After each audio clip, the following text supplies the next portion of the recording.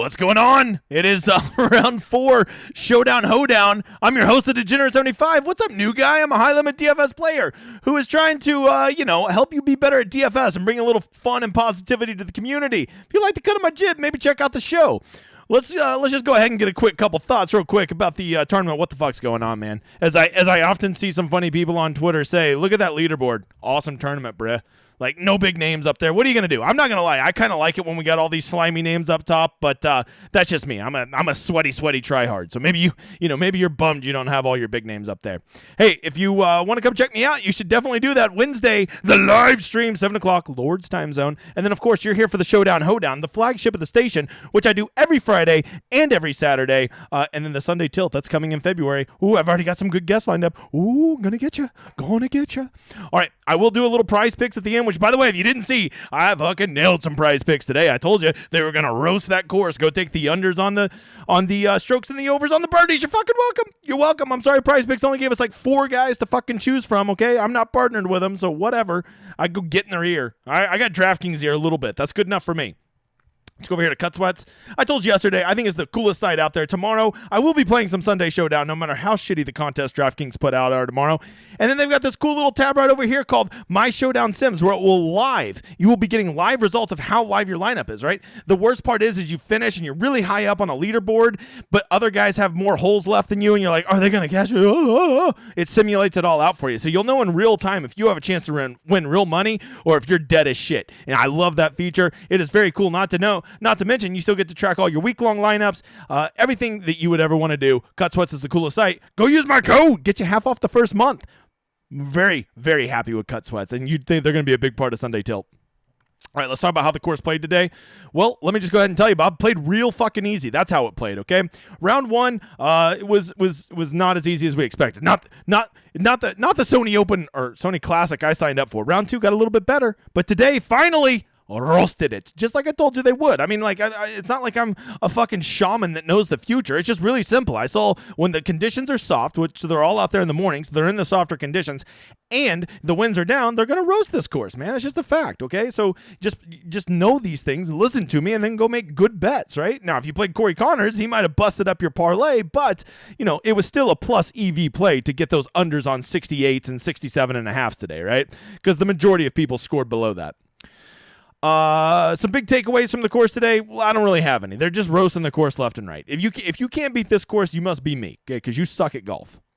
Contest selection, if you don't know, new guy. This is a place where you're burning a lot of your money. And let me just go ahead and tell you a little secret. Tomorrow, if you play a bunch of DFS round 4 Showdown, you're going to be burning a lot of your money because these contests fucking suck. Okay? Just a quick, for instance, you get the big $20 here, $60,000 the pitch and putt. It was $100,000 on round 2. Then it was $80,000 today, and then tomorrow it's $60,000 because people are going to play NFL. Even though the $80,000 filled and the secondary filled today, DraftKings still being wieners, whatever.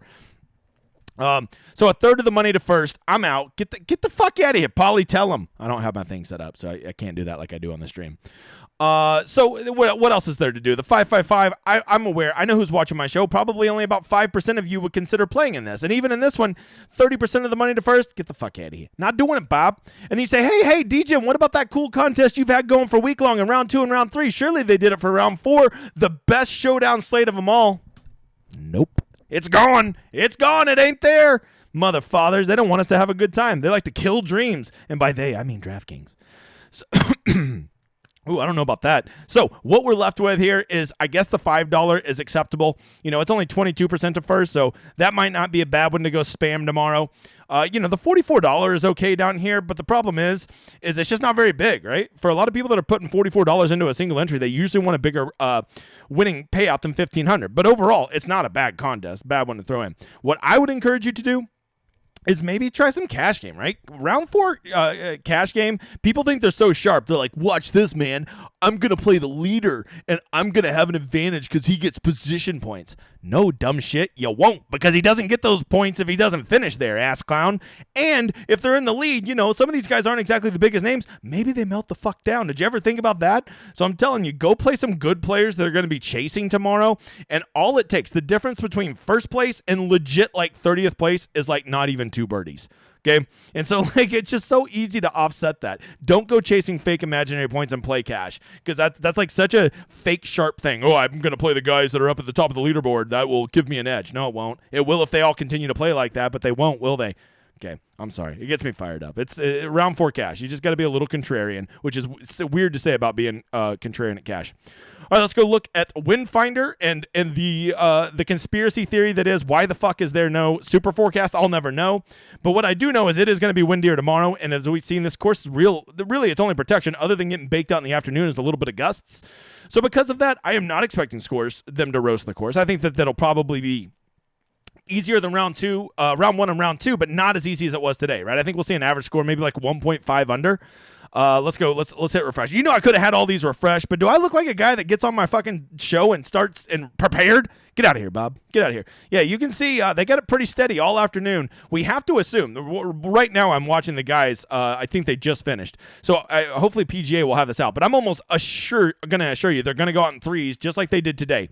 And when I say go off threes, that means they're going to be putting them in groups of 3 off the first tee and the 10th tee. So that means everybody gets out on the course within a 2-hour period. So essentially everybody is playing almost in the exact same conditions, right? So you can't really chase much of a weather edge. Now, as we get later on into the year, you round 4 sweaty tryhards, we will start having tournaments that this is how they normally do it on a Sunday. The very dead last guys who are out there, 78th and 77th place will be the first guys out at 7 in the morning, and then it's just 2 guys every 10 minutes for like 7 hours. It's the best, right? It's like a 12-hour sweat every Sunday for your round 4 showdown. But we're not there yet. We got they don't want to be up against football. We got shorter days because the solstice or some shit like that. So it is what it is, right? And lastly, we're going to check the weather because the TV just whispered in my ear the Weather Channel does weather. Let's see here. We have, look, it's pretty consistent across all of them. We're going to get some nice, decent wins. So I think the course is going to, not bite back, but just not be a complete bitch tomorrow. That's what I'm thinking, right? You know what I'm going to do tonight? I'm going to go play poker at the casino because I want to get the hell out of my house and do something because I stay cooped up behind this computer all day. I want to go touch some grass on my way to go sit at another chair. So how am I going to make my lineups for Showdown tomorrow? Oh, don't worry, my friend. I've got the solver, the best freaking optimizer out there. There's nothing worse than having a good player pool and not being able to make lineups that capitalize, right? If you have the nuts player pool, you want to have the nuts lineup. And the optimizers help you do that. They make the best versions of your player pool to give you the best possible lineups to enter into tournaments. I will tell you, generally speaking, optimizers be costing way too much. They're too expensive, but the solver's $25 a month. And if you use my landing page, you will get my projections already preloaded and my ownership preloaded, so you can make those decisions and make informed decisions when optimizing your lineups, right? So if you're going to do it, use my landing page. Will be in the description. All right, let's talk strategy. Let's talk some strategy. Do you see old Hayden Buckley dunk it today? I have a lot of him in week long. I don't know, probably 40 or 50 lineups. Could probably go tell you over here on Cut Sweats, but I don't really want to go back. So, Hayden Buckley. He gained 2.5 strokes on approach today. No surprise there because I'm pretty sure I saw him dunk one from about 125 out. Nice shot, Hayden. So from there, let's just, I'm going to walk you through what I always walk you through, right? And you want to know what pick I'm going to give you, new guy? You want to know the pick I'm going to give you? I'm not going to give you a single fucking pick. I'm not here to give picks. I don't give picks. If you want somebody to give you picks, you suck at DFS. You'll always suck at DFS. You got to make your own picks. I'm just going to walk you through my process that's helped me be, a profitable player for the past several years. Okay. That's all I'm here to do. Take from it as much as you want. Take as little from it as much. I don't give a shit. You're watching my channel. All right, here we go. First thing you can always do, right? Guys that scored well today, which, by the way, Andrew Putnam is literally breaking my... I have a whole fucking model that I lay out that shows surely nobody can keep up this short game. Short game is around the green and putting combined. And he just, every round, I'm like, he can't possibly do this again. And then he does even better. Andrew Putnam is breaking models with how good his around the green and putting have been. It is laughable how off the charts he is right now. Picked up another. He was already 2 miles ahead of everybody else in short games so far this week, and then he again today picked up 5.72. My God, man, my God. Oh wait, no. I just lied to you. That is right. It's 5.73. There you go. Strokes gained total. So. My God, Andrew, what are you doing? So guys that I'm going to be basically fading tomorrow no matter what, which, by the way, I loved Nick Taylor today. He did me well. Andrew Putnam, Nick Taylor, Will Gordon, Hayden Buckley, Siwoo Kim, Matt Kuchar. Why? Why am I fading these guys? Because I'm telling you, none of these guys are world-class players, and for them to put back-to-back great rounds together, it's just not common, right? Why did I like Nick Taylor today? Because he sucked the round before. Because it's a lot easier coming off a shitty round to have a good round, and, most importantly, you're going to get him at discounted ownership. All these guys coming off great rounds are going to be mega chalk tomorrow, right? And I'm just playing the game. Maybe they'll go play great again tomorrow. Maybe Andrew Putnam will have that shamrock permanently shoved up his ass. But, there is this thing called regression, and it is a real thing, okay? And I'm just going to bet that it's not. And I'm not going to go pay 35-40% ownership on Andrew Putnam because he's coming off of a hot round. Although we should have saw it coming. It's literally in his name. You know what? His new name is Andrew Short Gainham, okay? Because that's what he's got. Some guys that I'm really going to look at playing. Ooh, all these icky guys, right? Ooh, Harris English, man. You know what? He just 2 rounds in a row. He sucked. He just doesn't have it. Old Real Pat doesn't have it. He could never do good tomorrow. Or he could. It's Harris English. It's just 1 round of golf. They can figure shit out. Don't overreact. You're going to get Harris English at 3% ownership tomorrow. He's a legit golfer, and he can figure it out. But he didn't do good at anything today. Okay, and like somebody who did great at everything today is going to suck balls tomorrow. Things regress, brother. Or I guess in his case it would be progress? I don't know my math terms. From there, some other guys that would be interested. Austin Smotherman. Played him today. That didn't go well. I played him because of that approach. And he said, hey, you like my approach? How about I lose 3.5 strokes? Thanks, Smotherman. Smothered my lineups. More like it, you motherfather. Let's see. Who are some guys down here? Kitayama. He shit on me today. Look, Taylor Montgomery. His approach is so bad. He could never do good tomorrow. 2 days in a row he sucked. He just doesn't have it. He could never do good tomorrow. Or he could. Week-long donkey chalk. The Hobbit himself, I put him in 100% of my lineups today. So you know I didn't do well at Showdown today. I just had to mush his little ass, okay? I don't care about Mordor. So Brian Harmon, he could never do good tomorrow. Look, he did bad at everything today. He just doesn't have it. He's going to suck tomorrow. I could never play him. Or you could. Okay, you got to understand it's 18 holes. I got to get you out of this way of thinking of if they didn't have a good round yesterday, they could never have a good round tomorrow. That's how simpletons think. And that's why they're always saying Showdown can't be beat. It's so random. No, you just are a fucking simpleton that doesn't know how to think through shit, okay? Embrace the variance and the chaos that is a single round of PGA Showdown. And once you do that and you realize that bad rounds don't necessarily equal bad rounds the next day, then you start to get leverage on the field because you get these tremendously good players at really crazy low ownership simply because they're coming off of a bad round? Shut up. Okay. You're getting me fired up. It's the Topo Chico speaking, okay? There's not even any alcohol in it, so that should let you know something. All right. So that's an idea. That's just an overview. Next thing we got to look at is we do got to consider that it is round 4. And in round 4, position points are a thing. Now, don't get it twisted. You do want to chase position points, but you don't want to chase fake position points. What are fake position points? Hayden Buckley is going to begin tomorrow with 13 points because he's winning the tournament. People are like, oh, I get 13 points if I play Hayden Buckley. No, you get 13 points if Hayden Buckley finishes there at the end, which I would say in the best proposition is maybe 25 to 30% that he's going to win tomorrow.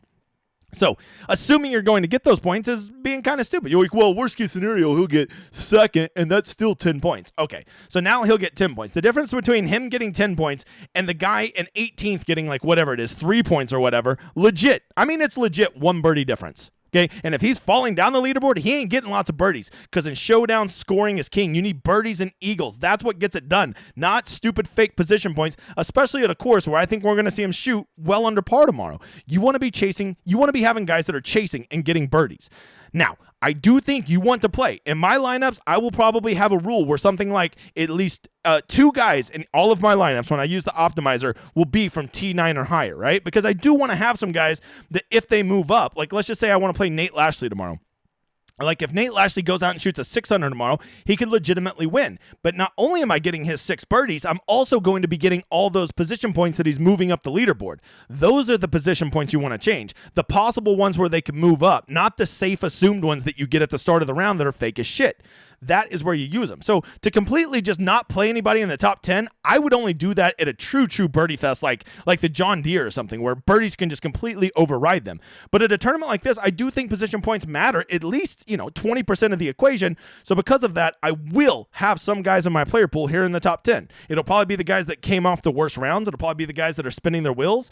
And it'll probably be the guys that are going to be the least owned. Because now if those guys do well, I'm getting all those bonuses of the birdies, then moving up the leaderboard. And oh yeah, I don't have to share them with 30% of the field. Okay? That's how you play the game, brother. All right. Next thing, if you don't know, approach is the single most correlated thing to success in a single round of Showdown. So I want to see guys that have hot irons, and Hideki Matsuyama's irons are in fuego, which I believe means on fire. I mean, that's just insane. 4.27 in a single round is like historic. How he only shot a -5 just show that's like the most Hideki thing I've ever seen.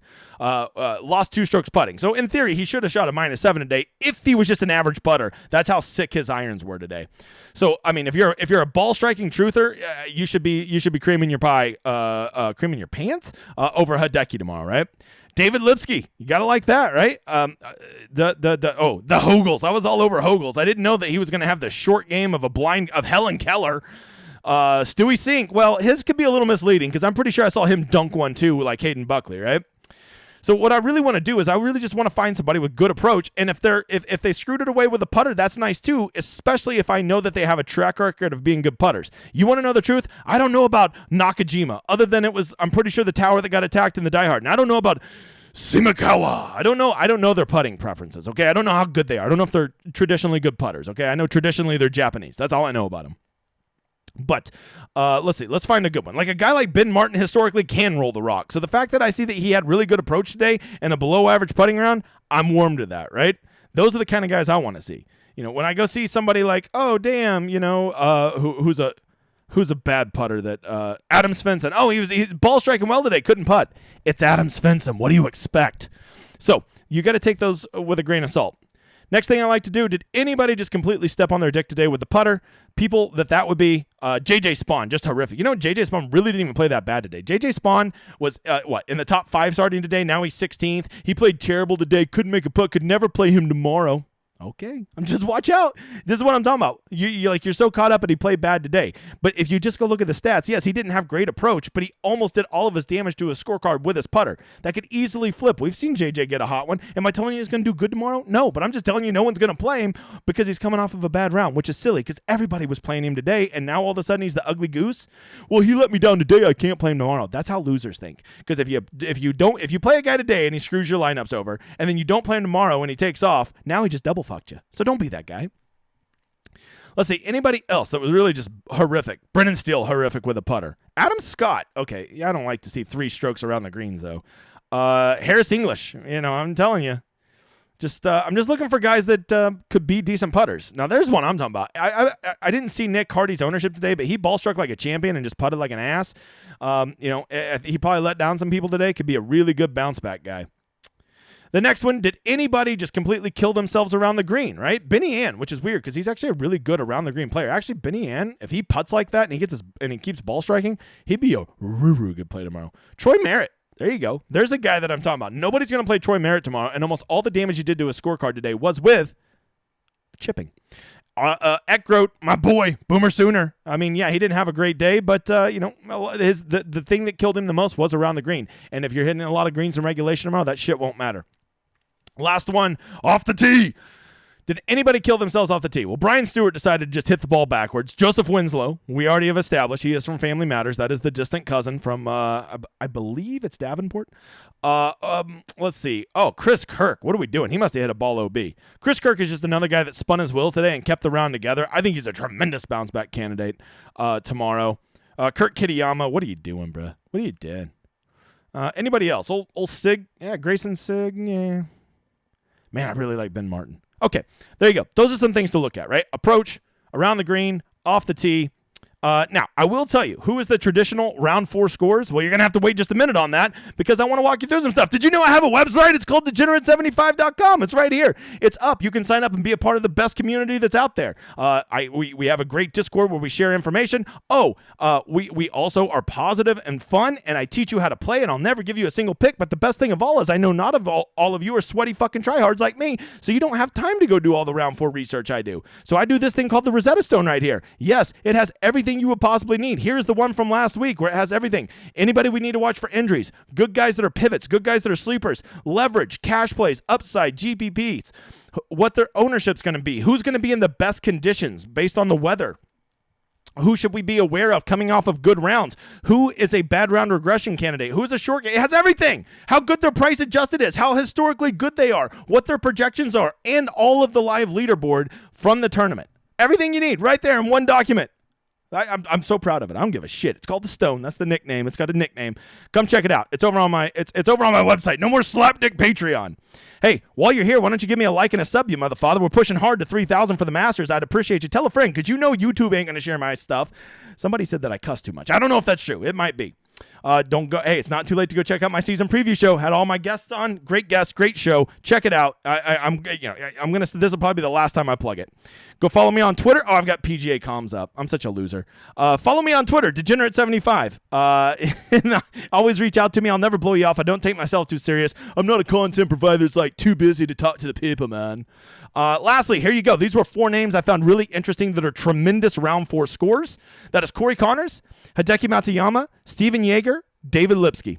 Okay, those were 4 guys that all from different price ranges who were all in the top 10 of strokes gained over their last 12 in round 4s. Some interesting names there to consider if you just want another thing. If you want to see everybody, once again, it's right there on the stone, you motherfather.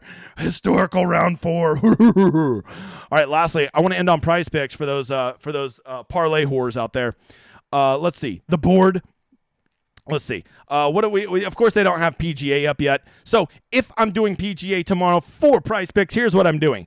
This is what they're going to do. Prize picks probably lost their ass today being lazy and putting out stupid numbers for a course that was going to get roasted today. And so now you're probably going to see the overreaction where they're going to drop the numbers to ridiculous numbers. They're probably going to do like 66s on the understrokes. You don't want to be playing 66s on the understrokes. That is a very hard number to get because you got to shoot a 5 under to get that. And we only saw maybe 20% of people shoot a -5 today. And then they're also going to go out there and they're probably going to bump birdies up to 5, 5.5, and maybe even some cases 6. If you see those, you should start taking the unders. I love unders on 5.5s because there's not a ton of birdie holes on this course.